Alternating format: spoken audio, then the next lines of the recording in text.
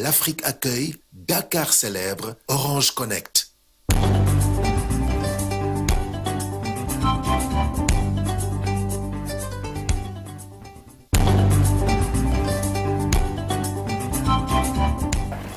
su ma koy gis j'ai toujours envie de lui dire Hayo Souleymane. ah mun ma Hayo Dieynaba Souleymane Sidi Niang bienvenue ci plateau bi donc comme ni ma la ko waxee comme chaque vendredi un réel plaisir donc dalal la Souleymane. jërëjëf Dieynaba Seydou Ba. maa ngi lay nuyu bu baax a baax de delloo ziar di nuyu El Hadj Malick. Cheikh Tidiane Chérif. Pape Faram fi toogoon léegi toute l'équipe technique. et surtout suñu téléspectateurs yi ak suñu internet yi ñuy seetaan fu mu nekk nii. mais est-ce que wax nañ la ne li ngay 20h amul fenn. dëgg yàlla rajo moom a gën a laa gën a jekku daal. déedéet 20h bi de moom ni nga koy def moom amul fenn. ah j'adore te regarder yaa ci jàpp en attendant rek. non non amul en attendant. ci ancré. yëfu mag la. macha allah dañu war a yokkal jour yi. les vieilles marmites font les meilleures sauces ah. voilà en tout cas. Chérif bul sànni xeer waay. nee naa ko li ngay 20h amul fenn Seydi Dieng. nañu waxtaan bu si voilà kanamee. alors man j'ai envie quand même ñu expliquer suñu mbokku téléspectateurs yi comme sànq ni ma la ko laajee parce que bon c'est vrai que man en terme de koom-koom moom suuf lu muy jaar ak lu muy kii rek loolu rek laay bëgg di dégg mais bu ñu wax rebasing des comptes nationaux balaa ñuy ñëw ci un peu impact politique programme ak débat économique bi moom mooy lan. rebasing mooy ni nga ko waxee sànq rek. xaymawaat la. wala nattaat dayoo koom-koom bi. teg ko nag ci ay anam yoo xam ne yenn yi ay déggoo la yu ñu déggoo ak yeneen réew. mooy au plan international. nan lañ koy defee. yeneen yi moom mooy ses réalités intérieures. réalité intérieure yi moom mooy xam nga koom-koom day dox day jëm kanam di changer. dina am ay activités yoo xam ne bi ngay natt sa koom-koom année 2018 wala 2019 activités yooyu amul woon. wala amoon na waaye jumtukaay yi nga amoon ngir natt sa koom-koom mënul woon appréhender activités yooyu ngay dem ba ci biir nag di am ay activités yu bees di am ay jàngat yu bees di am ay xarala yu bees di am ay méthodologie yu bees yoo xam ne da lay permettre nga xoolaat sa koom-koom. looloo xaw a dal Sénégal ci jamono yi ñu génn. bu ngeen fàttalikoo vers 2019 la woon suma juumul. indi woon nañu rebasing. moom mooy bi ñu doon natt suñu koom-koom dañ ko doon natt à partir d'une année de référence jamono yooyu 1999 la woon bu ñu natt suñu koom-koom. wala bu ñuy jël par exemple des prix constants parce que boo seetloo dañ naan la PIB nominal. PIB nominal. moom mooy nga natt sa koom-koom ci xaalis bi fu mu toll tey nii. PIB réel moom mooy am na benn référence bu ñuy jël. moom mooy ay prix constant yoo xam ne du changer ça permet d'avoir une analyse stable sa nan la sa économie évoluer année de référence boobu en général dina bokk ci li ñuy nattee prix constant yooyu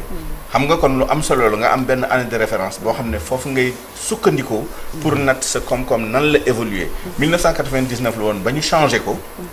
jamono dox na ba nga xam ne gis nañ ni koom-koom bi il faut ñu tëggaat ko nattaat ko pour mën a am beneen année référence boo xam ne moom mooy refléter vraiment koom-koom bi fan la toll loolu tax ñu jógee 99 dem 2014 ci at yooyu léegi nag ñu jógee 2014 jël beneen année boo xam ne année de référence la boo xam ne mën nañu wax ni daal lii moom mooy refléter suñu koom-koom fu mu toll te amoon na ay année yu bëri yu ñu jëloon bëgg a xool ndax yooyu mën nañ ko jël 2019 2020 2021 2019 jàppoon nañ ni dafa xaw a sori tuuti 2020 Covid bi jaaroon na fi 2021 nag nekk na at boo xam ne amul benn yëngu-yëngu amul benn perturbation boo xam ne indi na loo xam ne boo ko defoon ci analyse économique bi di nga ci am billet donc année bu stable la moom lañ jël def ko référence léegi nag boo jëlee référence boobu nga boole ko ak données yi nga am yu bees yi ANSD def na ay études yu dul jeex ci wurus bi orpaillage xam nga wurus dafa am loo xam ne mën nañ ko natt moom mooy production industrielle bi parce que société yaa ngi fi dañuy déposer seen bilan dañuy def ay rapport yoo xam ne dañ koy jox état bi par obligation pour wax ñaata lañ produire ñaata la ñu exporter xaalis bi ñaata la jur lan la ñu rapatrier et cetera mais orpaillage orpaillage mënoo ko natt fenn. amoon na nag chiffre bu doon dox ñu naan Sénégal par année exemple la rek loolu misaal la ci liggéey bi ñu def pour nattaat koom-koom bi. ñu ne Sénégal 5 tonnes d'or par an à peu près la ñu produire ci orpaillage bi mais kenn mënu la indil firnde estimation la woon nii rek. xayma rek. diggante 2023 ak ren nii ANSD def na benn étude monographique amaana du nekk étude boo xam ne da ngay dem am des chiffres précis mais dina la permettre nga xam acteurs yi ñaata la ñu à peu près fan la ñu nekk def ay estimation dina la jox une photographie plus fidèle activité boobu non seulement lan lay peser ci économie bi nan la évoluer et cetera en tout état de cause nataat nañu suñu koom-koom sur la base de l'année 2021 dégg ngeen liñ ci wax li yëpp suñu koom-koom jóge na ci 15 261 milliards de PIB moom mooy de richesse produite en termes de biens et services ci benn année dem ci 17 316 milliards de francs CFA muy yokkute en termes de valeur relative de 13,5%. xam nga loolu jógee ci 17 000 milliards ci 15 000 milliards dem ci 17 000 milliards ci xaymawaat du lu bees. dañoo gis ni rek boo nattaatee année 2021 sur la base li nga xam ren. ci ay études yoo def ci ay réorganisation en termes de nomenclature filières yi noo ko defee. en termes de nouvelles informations yi nga am ci gouvernement bi yi nga am ci yeneen source d'information yi nga defal sa bopp wala yoo xam ne ci extérieur nga ko jëlee loolu day am nag njeexital d'où la question qu'on pose ci jàngat bi moom mooy rebasing bi ban njeexital lay am ci déjà débat économique bi lu waral ñu koy laaj moom mooy tey jii premier ministre day dem assemblée nationale bien que xëj na une bonne partie de l'opposition ne sera pas là-bas pour poser yenn questions yi nga xam ne bu ñu fa toogoon amaana dinañ ko poser waaye mën nañu rafet njort ni même la majorité bi nekk foofu dinañ ko laaj par exemple ban exploitation le gouvernement bi nar a def rebasing boobu parce que ñu ngi njort ni wala ñu ngi jiiñ wala di anticiper ni gouvernement bi mën na utiliser le fait que dañoo yokk koom-koom bi pour wax na ni boo jëlee suñu parce que dañoo ne suñu ratio li ñu lebu suñu PIB dafa egg léegi 132%. presque double li nga xam ne foofu la waroon a yem mooy 70% yi waaye base bi boo ko yokkee ça veut dire que ratio bi day wàcc c'est normal ça veut dire que au lieu de 132% tey bu nekkoon dañoo continuer di natt koom-koom bi ba année 2024 amaana du ñu egg 132%. d'où un point technique important aussi moom mooy que ni attention rebasing bi ñu def bi ça porte sur l'année 2021 ak sur l'année 2022 parce que ANSD jot na def liggéey bi ba année 2022 waaye 2023 ak 2024 kenn xaymaagu ko donc amaguñu xayma bu bees PIB 2023 2024 donc ce serait aberrant que nit tey toog ne day waxu 2024 sur la base du rebasing bien que état bi am na ay moyens wala yeneen pas état bi même ANSD ak yeneen utilisateurs statistiques yi mën nañu am ay modèles yoo xam ne da leen di permettre sur la base rebasing 2021 bi ak 2022 évaluation PIB 2022 ñu def extrapolation ci 2023 ak 2024 pour wax ni puisque ñun ñu ngi woon 15 000 milliards 2021 ñëw 17 000 milliards boo jëlee taux de croissance entre 2021 et 2022 xam nañ taux de croissance boobu nga jël ko calculer ko sur la base nouveau PIB bi muy 17 000 milliards yi di nga xam éventuellement 2023 ak 2024 bu nekkee ni taux de croissance yi changé wul bu boobaa di nga xam à peu près suñu PIB estimé de 2024 bu boobaa di nga mën a jël suñu bor nga rapporté ko ci kii pour xam ndax dina baisser et évidemment day baisser bu boobaa gouvernement bi mën na wax ni contrairement à ce que li FMI yaakaar wala yi investisseurs internationaux yi ñi lebal xaalis Sénégal en dehors de la région ouest africaine ñi ñu lebal en devise mën nañu wax léegi attention suñu bor léegi tollatul 132% xëj na mu ngi 100% wala 90%. lu tax ma koy wax et je vais conclure provisoirement sur ce point-là moom mooy que ni boo jëlee par exemple estimation boo jëlee rebasing benn ci njeexital bu mu am ci année 2021 ak 2022 moom mooy da ngay gis par exemple suñu ratio dette sur PIB base 2014 moom mooy ancienne base bi da ngay gis mu nekk 90% à peu près en 2021 à peu près la même chose 95% en 2022 waaye boo ko réévaluer sur la base 2021 day wàcc 80%. gis nga léegi njeexital automatique bu muy am ci ratio dette sur PIB feeñ na ci année 2021 2022 on passe de 90% du PIB en termes d'endettement à 80% pour année 2021 boo jëlee année 2022 on passe de 95% à 80%. boo ko continuer ci année yi di nga gis ni même 2024 ça va être le même effet. Donc ça veut dire que pétrole bi ak gaz bi dugg ci PIB bi kon forcément pour jéem a sukkandiku ci 2022 bi pour évaluer situation actuelle bi dafay biaisé. C'est une excellente question parce que bokk na ci yi bees yi nga xam ne ANSD dafa expliquer lu tax ñu war a def rebasing bi waaye waxul ni dugal na ko ci calcul yi li bees ci économie Sénégal par rapport ak ancienne base bi moom mooy exploitation pétrole et gaz parce que même bu nekkee ni commencé wuñu woon exploitation bi c'est-à-dire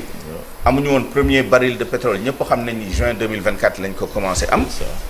mais au moins amoon na quand même ay investissement lourd yoo xam ne mu ngi doon am Sénégal diggante 2000 même avant 2021 mais diggante au moins à partir de 2021 jëm kaw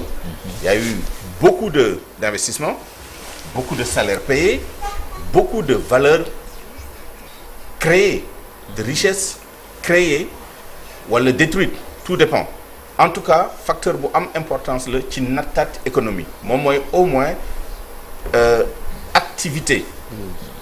pétrolière et gazière bi tàmbali woon na am njeexital ci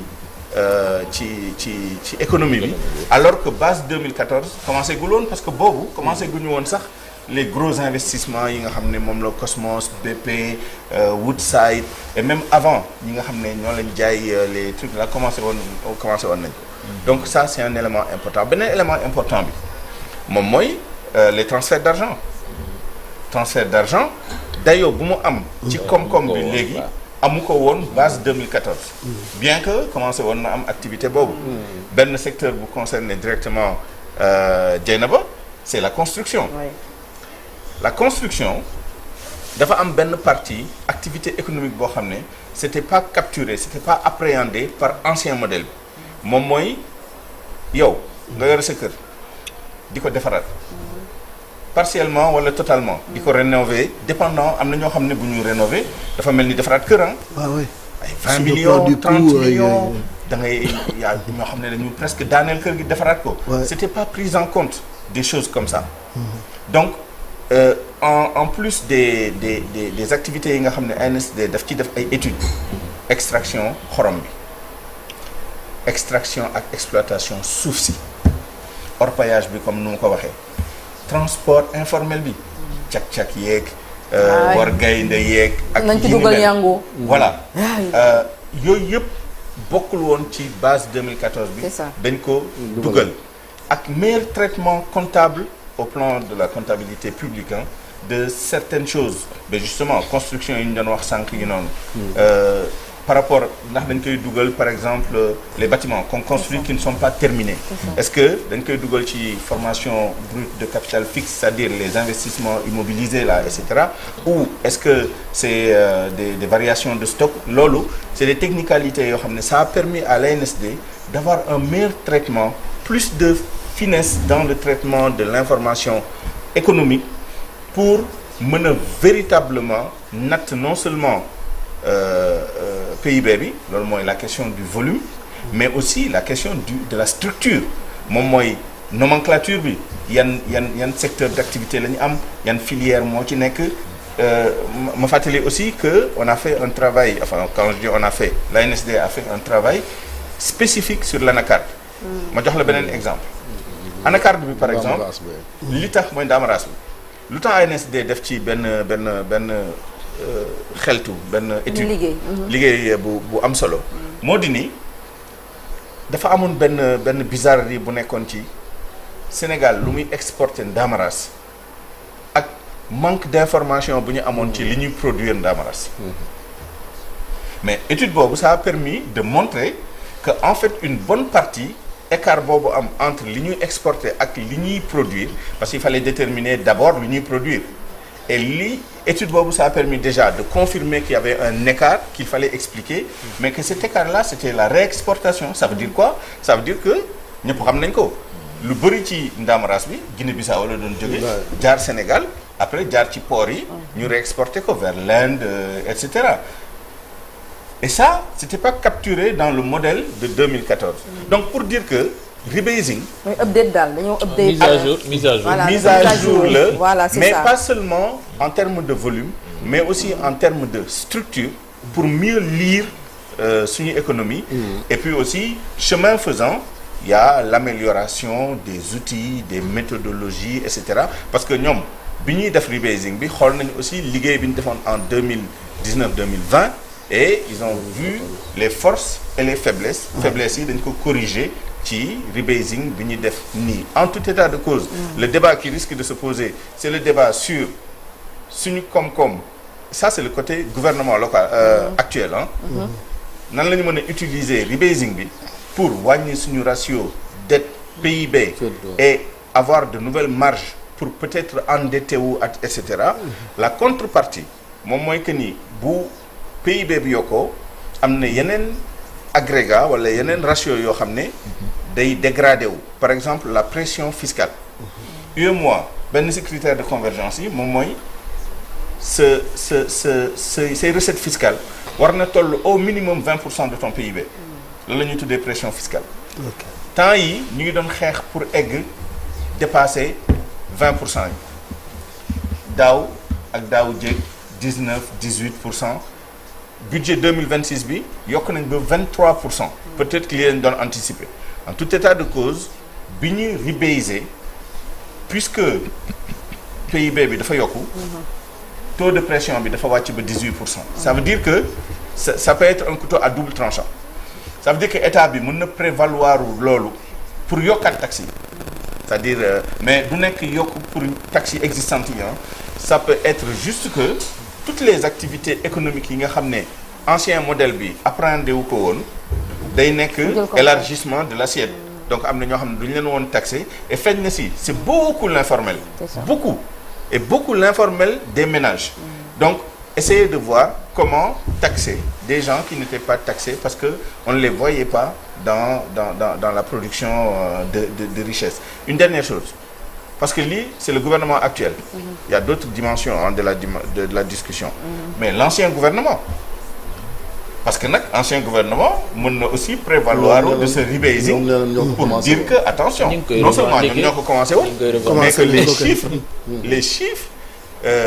sont moins catastrophiques que li ñuy présenté dans les rapports par exemple le taux encore une fois PIB enfin endettement sur PIB mais aussi sur même la création de richesses xam nga nee nañ la yow 2021 ce PIB c'était 15 000 milliards mais bi ñu ko nataatee ndekk 17 000 milliards la woon à ce moment-là ils peuvent se dire non attention on a sous-estimé suñu performance d'autant plus que boo jëlee taux de croissance bi ça passe quand même de 3,9% base 2014 à 4,6% base 2021 ça veut dire que même le taux de croissance bi ñu leen prêté woon en 2021 la réalité c'est que le taux de croissance était quand même plus important mais on ne refait pas l'histoire donc ni le gouvernement actuel ni l'ancien gouvernement ne doivent se prévaloir de ce rebasing là pour refaire l'histoire c'est un travail technique qui permet simplement d'avoir une idée un peu plus exacte de li ñuy produire en richesse fii ci Sénégal ak ban emploi lañ koy def. bu ñu de façon cette cartographie économique man noonu laa koy woowee en termes de vraiment pas trop truc mais cartographie économique boobu dañ ko soxla pour pouvoir quand même xoolaat un peu li nga xamante ne moom mooy dugg ak yan secteur la ñu war a gën a am mën a bàyyi xel. loolu mooy consommation interne bi. Après il y a une dimension un peu géopolitique. Vous avez tous entendu dire que la Guinée avait dépassé le Sénégal en termes de PIB. C'est sur la base du rebasing de l'économie de la Guinée. Donc c'est important aussi ñu xool rapidement nan la ñu updater yeneen année yi ba ñu am ci année 2024 ñu doog a mën a nattaat boo jëlee PIB rebasé de la Guinée ak PIB rebasé même année du Sénégal pour xool ndax Guinée raw nañu parce que Guinée ñu ngi à 37 milliards de dollars de PIB alors que le Sénégal dépendant des sources et du taux du dollar on est entre 32 et 35 milliards de dollars de PIB. Alors, il y a un enjeu quand même important parce que jusque-là, on était la deuxième économie de l'UEMOA et peut-être la quatrième économie de la CEDEAO après le Nigeria, le Ghana, la Côte d'Ivoire. Ñun la woon. Si la Guinée passe devant nous, surtout au niveau de la CEDEAO, il y a problème. Il y a quand même il y a quelque chose à revoir ou à dire. Donc, mais pour l'instant, on ne peut pas comparer. Guinée dafa rebasé, c'est ça l'importance aussi du rebasing. Moom mooy que ni il y a cette dimension qui est un peu marginale, mais qui a son importance dans le positionnement du Sénégal ci échiquier international bi au plan économique. ANDES ñoom liggéey bu am solo la ñuy def agence bi nga xamante moom mooy lijjanti lépp lu jëm ci wàllum statistique yi ak yi ni mel. liggéey bu am solo la ñuy def. Extraordinaire. Malheureusement voilà duñu leen bàyyi xel. Mais d'ailleurs toutes les études dont on a parlé là d'une manière ou d'une autre c'est accessible à leur niveau. Sans compter que ñoom seen bopp seen travail routinier c'est de produire des statistiques et ça les a aidés d'ailleurs. Toutes les enquêtes qui ont été produites sur l'emploi, sur la rémunération du travail, sur les conditions de vie des ménages, etc. yooyu yëpp dañ ko dugal ci rebasing bi. Franchement, c'était le bon moment parce qu'il y avait une masse critique de nouvelles données autogénérées par l'ANSD ou générées par d'autres sources et mu tolloog aussi méthodologie yi ñu amélioré ko mu tolloog aussi je veux dire au plan international les normes aussi ont été améliorées loolu yëpp boo ko boolee franchement ça a permis de faire un travail qui permet maintenant à tous les utilisateurs d'avoir une source fiable. On n'est jamais fiable à 100%, mais une bonne source d'information pour évaluer et travailler sur les politiques publiques en matière économique. Presse bi, de toute façon, je pense qu'il faudra mettre ça à jour. Les autres cadres aussi, les autres références, il faudra les mettre à jour à la lumière de ce rebasing-là. C'est une nécessité. Bu ñu bëggee am des politiques pertinentes yoo xam ne dina am njeexital ci dunduni nit ñi parce que en fin de compte c'est ça qui est important. C'est vraiment l'amélioration des conditions de vie des citoyens. Des citoyens. Merci beaucoup Souleymane Niang. Tey nag am na yeneen jàngat yu am solo yu ñu rek daal di découvrir ak yow également.